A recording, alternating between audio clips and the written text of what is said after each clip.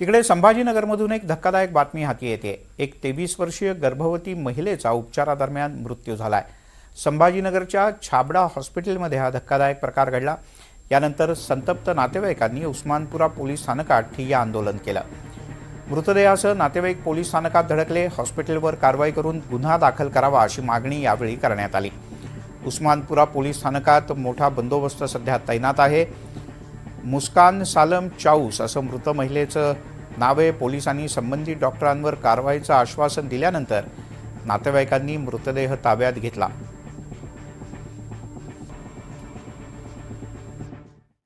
यहाँ पे एक छाबड़ा हॉस्पिटल बोल के है, जो उसमें हमारे एक बहन की डिलीवरी के वास्ते गए थे 3 से 4 दिन पहले, तो उसको सीजर किया गया। तो ये एक औरंगाबाद के अंदर एक बहुत बड़ा एक रैकेट चल रहा है हॉस्पिटल का कि भाई किसी की भी डिलीवरी के वास्ते आओ तो उनको सीजर का पहले सीजर का ही कराते।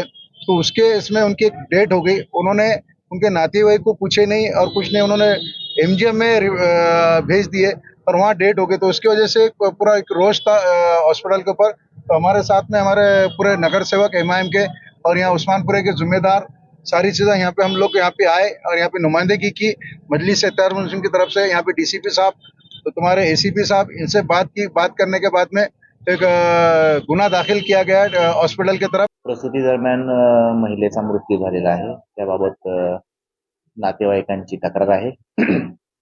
नातेवाईकांची जी काही तक्रार आहे त्यांच्या म्हणण्याप्रमाणे आम्ही ती तक्रार त्यांची घेतलेली आहे आणि त्याच्यावर आम्ही कायदेशीर कारवाई करत आहोत।